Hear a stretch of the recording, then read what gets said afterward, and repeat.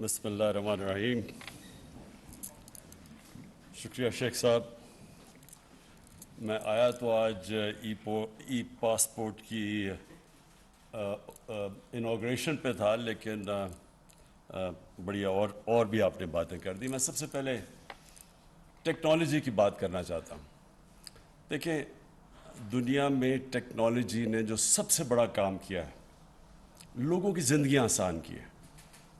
اور سیکنڈ جو سب سے بڑا کام کیا ہے کہ جو کیپیسٹی تھی آفیشلز کی کرپشن کرنے کی، وہ ٹیکنالوجی کی وجہ سے وہ کیپیسٹی ختم ہو گئی.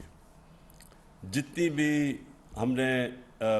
آپ ایکسپیریمنٹ کریں، اپنے تجربے سے دیکھیں، تو آج سے 22 سال پہلے شوکت خانم نے ہم نے پیپر لیس اپنا سارا سسٹم کر دیا تھا، اور ساری ہم نے ٹیکنالوجی کی وجہ سے سب کچھ، کوئی گنجائش نہیں رکھی کہ پرچیاں چلیں یا کچھ چلیں، جس کی وجہ سے بڑی لیول پہ کرپشن ہوتی تھی. اور اتنا زیادہ فرق پڑا ہاسپٹل پہ کہ ایک دم جیسی آپ نے پیپر لیس ہاسپٹلس کے سسٹم کیے، کرپشن بھی چھوٹی موٹی جو دوائیوں کے اندر پرچیوں پہ ہوتی تھی وہ ختم ہو گئی، ٹرانسپیرنسی آ گئی. اگر کوئی بھی غلطی ہوتی تھی تو وہ 2 منٹ کے اوپر پکڑی جاتی تھی. تو میں نے تب سے سوچا تھا کہ پاکستان کے اندر یہ جو پیٹی کرپشن ہے، دیکھیں 2 قسم کی کرپشن ہوتی ہے. ایک ہوتی ہے بڑے پیمانے میں، مثلا بڑے بڑے کانٹریکٹس کے اوپر کرپشن کی جاتی ہے. مثلا نیشنل ہائی وے اتھارٹی، اس پہ جو کرپشن کی گئی ہے وہ آپ اندازہ نہیں لگا سکتے، جو ملک کو نقصان پہنچاتی ہے.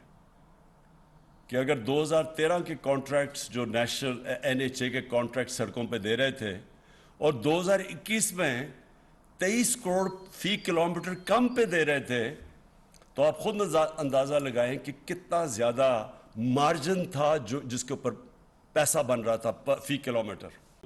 کیلکولیٹ کیا جتنی سڑکیں بنائی گئی تو 1000 ارب روپے کی اس کے اوپر سائفن آف کیا گیا تھا. پیسہ سڑکوں سے نکالا گیا تھا، لوگوں کی جیبوں میں گیا تھا. تو یہ ساری چیزیں جیسی آپ ای ٹینڈرنگ کرتے ہیں، جتنی آپ ٹیکنالوجی کا استعمال کریں گے، یہ کرپشن نیچے آ جائے گی ملک میں. تو مجھے اس کی سب سے زیادہ خوشی یہ ہے کہ جو عام ہمارا اس ملک کا جو مزدور، جو سب سے بڑا اثاثہ ہے، جو جا کے باہر محنت کرتا ہے، 12 گھنٹے کام کرتا ہے، اپنی سیونگز پاکستان بھیجتا ہے، اور اس کے اوپر یعنی ریکارڈ ریمیٹنسز آئی ہیں پاکستان میں. 31 ارب ڈالر کی ریمیٹنسز آئی ہیں، جس کی وجہ سے اللہ کا کرم ہے کہ ہم ان مشکل حالات میں، جب تیل کی قیمتیں آسمانوں پہ چلی گئی ہیں اور ہمارا جو کرنٹ اکاؤنٹ بیلنس ہے وہ افیکٹ ہوا ہے اس کی وجہ سے، کیونکہ جب تیل اتنا اوپر چلا جائے ساری چیزیں مہنگی ہو جاتی ہیں، امپورٹس مہنگی ہو جاتی ہیں. تو یہ ہمارے بیرون ملک پاکستانی محنت کش لوگ ہیں جن کی پیسے کی وجہ سے آج ہماری اکانومی سسٹینیبل ہے. تو ان کے لیے جتنی بھی ہم آسانیاں پیدا کریں، ملک کا ہی فائدہ ہے، انسانیت کا بھی فائدہ ہے، کیونکہ وہ غریب ترین لوگ ہوتے ہیں. جس طرح میں نے کہا 12 گھنٹے کام کرتے ہیں، پیسے سیو کرتے ہیں، گھر بھیجتے ہیں، اور میں نے بڑی مشکلات کا ان کو سامنا کرنا پڑتا ہے. ایئرپورٹ کے اوپر بیچارے پھنس جاتے ہیں، پھر جا کے جدھر وہ آفیسز میں جاتے ہیں بیچارے دھکے کھاتے پھرتے ہیں. تو یہ جو شیخ صاحب انٹیریئر منسٹری کو میں آج خراج تحسین پیش کرتا ہوں، اور نادرا کو بھی، کہ آپ نے یہ مل کے یہ جو ای پاسپورٹ بنایا، اور یعنی آپ نے اپڈیٹ کر دیا ہے پاکستان کی بھی، یہ جو سسٹمز ماڈرن کر دیے کہ اب کوئی کیوز نہیں کرنے پڑیں گے. جس کے پاس ای پاسپورٹ ہوگا وہ سیدھا گیٹ سے نکل جائے گا بیچ میں. تو یہ جو ایئرپورٹس کے اندر مسئلے آتے ہیں، اور خاص طور پہ عام لوگوں کو، وہ بھی چلے جائیں گے. سیکیور بھی ہے، جس طرح آپ نے کہا کہ اس میں سیکیورٹی چیکس ہیں، پاسپورٹ سیکیور بھی ہو جائے گا. اور یہ جو مجھے اس سے بھی زیادہ خوشی یہ ہے کہ ٹورزم میں یہ بڑا فائدہ پہنچائے گا. دیکھیں پاکستان کا جو فیوچر ہے نا، اس پہ ٹورزم بہت بڑا رول پلے کرے گی. ہمارا اس وقت مسئلہ ہے کہ جیسے جیسے ہماری ایکسپورٹس اوپر جا رہی ہیں لیکن ابھی بھی ہماری امپورٹس اس سے بہت زیادہ ہے.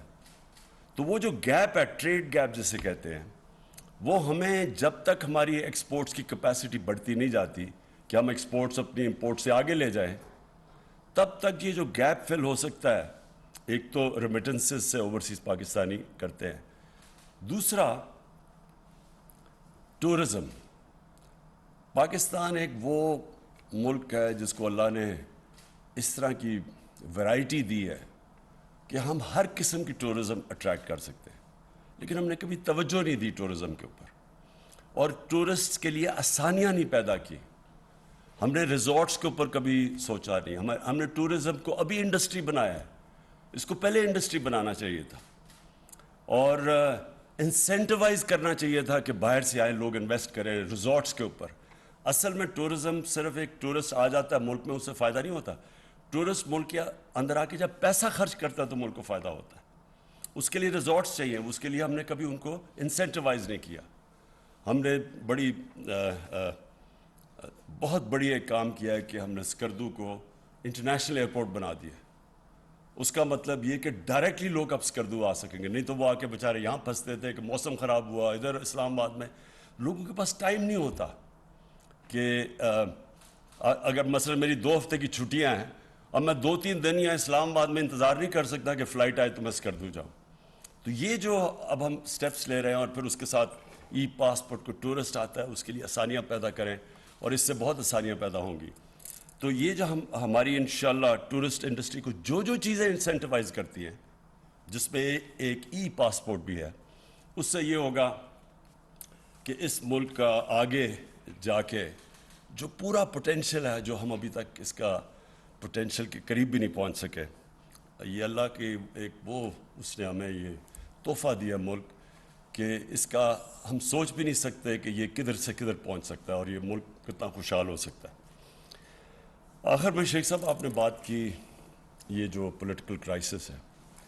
دیکھیں یہ پولیٹیکل کرائسس تو ملکوں میں آتے رہتے ہیں، کوئی نئی چیز نہیں ہے. پارلیمنٹری ڈیموکریسی کے اندر کرائسس آتا رہتا ہے. کبھی مثلا لوگوں کو اپنی پارٹی کے اندر کانفیڈنس چلا جاتا ہے. نو کانفیڈنس ووٹ ایک جائز جمہوری طریقہ ہے. اس کرائسس کا یہ ہے ایک فورن امپورٹڈ کرائسس. یہ ایک باہر سے سازش ہے پاکستان کے خلاف، اور یہ سازش تب سے ہوئی جب سے وہ لوگ جو باہر سے پاکستان کو ایک ٹیلی فون کال کے اوپر کنٹرول کرتے تھے، ایک ٹیلی فون کال پہ ہمارے سے چیزیں منواتے تھے ہمارے نیشنل انٹرسٹ کے خلاف، وہ لوگ برداشت نہیں، ان کو عادت نہیں ہے کہ پاکستان میں کوئی ایسی لیڈرشپ ہو جو اپنے ملک کے انٹرسٹ کے لیے فیصلے کرے، کسی اور ملک کے انٹرسٹ کے لیے اپنے ملک کے لوگوں کے مفادات قربان نہ کرے. جو وار آن ٹیرر میں آپ کے سامنے ہوا ہے کہ تباہی ہوگی پاکستان کی، کوئی ایک مجھے بتا دے کہ اس جنگ میں شرکت کر کے ہمیں کیا فائدہ ہوا. صرف نقصان ہی نقصان ہوا ہمارے معاشرے کے اندر. جو بیچارے، اور خیر میں تو کتنے ہسپتال گیا، لوگ بیچارے کسی کی ٹانگیں نہیں ہیں، بازیں نہیں ہیں، کوئی پیرالائز ہو گئے جو بچے تھے. یہ بومب اٹیکس جو ہوئے تھے 80,000 لوگ ہمارے مر گئے. لیکن جو قبائلی علاقے کے لوگوں سے ظلم ہوا ہے، ہم تو دور تھے یہاں، ہمیں تو پتہ نہیں ان سے کیا ہوا ہے. جہاں ڈرون اٹیکس، وہاں جو تباہی مچی، وہاں 35 لاکھ لوگوں نے نقل مکانی کی. زکوٰۃ دینے والے اوور نائٹ زکوٰۃ دینے والے بن گئے. کسی نے نہیں پوچھا کہ یہ کیوں ہوا. یہ سب کچھ ہر چیز کی پوسٹ مارٹم ہوتی ہے، اس لیے کہ ہم نے اپنے ملک کے انٹرسٹ کو قربان کیا کسی اور ملک کے کو فائدہ پہنچانے کے لیے، جس نے اپریشیٹ بھی نہیں کیا. تو اس لیے عادت نہیں ہے ان کو، باہر کے لوگوں کو عادت نہیں ہے کہ پاکستان میں ایسی لیڈرشپ ہو جو اپنے ملک کے مفادات کو آگے رکھے. انڈیپینڈنٹ فارن پالیسی کا مطلب ہوتا ہے ایک فارن پالیسی جو اپنے ملک کی انٹرسٹ کو آگے رکھتی ہے. تو یہ جو سازش ہے، یہ انشاءاللہ میں نے مینشن کیا کہ میرے پاس ڈاکیومنٹ ہے، وہ آج ڈاکیومنٹ میں سینئر جرنلسٹ کو اب دکھاؤں گا. لوگ سمجھتے ہیں نا جی کہ کوئی ڈرامہ ہو رہا ہے، یہ ڈرامہ نہیں ہو رہا. ہم صرف یہ دیکھ رہے تھے کہ ہم اپنے ملک کے انٹرسٹ کو پروٹیکٹ کرنا چاہتے ہیں، اس لیے ہم وہ پوری طرح لوگوں کو بتا نہیں سکتے کہ وہ کن ممالک یا کن یعنی کون سے لوگ تھے باہر جنہوں نے یہ ہمیں یہ جو دھمکی دی ہے. لیکن کیونکہ اس کو شک کیا جا رہا ہے کہ شاید عمران خان کوئی اس طرح اب اپنی حکومت بچانے کے لیے اس طرح کر رہا ہے، اس لیے میں نے آج فیصلہ کیا. میں ٹاپ پاکستان کے صحافیوں کے ساتھ وہ شیئر کروں گا. میں یہ جو لوگ انجانے میں سازش کا حصہ ہے، ان کو نہیں پتا کہ وہ کتنی بڑی سازش کا حصہ ہے، ان میں سے جو ہماری ایلائڈ پارٹیز ہیں ان میں سے ایک ایک کو بلواؤں گا، ایک آدمی نمائندے کو بلواؤں گا، ان سے شیئر کروں گا، بتاؤں گا کہ یہ ڈاکیومنٹ ریل ہے. اور میں یہ جو کہہ رہا ہوں نا لوگوں کو کہ بہت بڑی سازش ہے، یہ جتنی میں کہہ رہا ہوں اس سے زیادہ سازش ہے، اور وہ ڈاکیومنٹ کے اندر واضح ہے. تو شیخ صاحب آج میں ان سب کو دکھاؤں گا تاکہ لوگوں نے جو فیصلہ کرنا کرے، لیکن کم از کم فیصلہ کرتے وقت یہ سوچ لیں کہ جو بھی آپ فیصلہ کریں گے کہیں آپ ایک بہت بڑی انٹرنیشنل سازش جو پاکستان کے خلاف ہو رہی ہے اس کا حصہ نہ بن جائیں.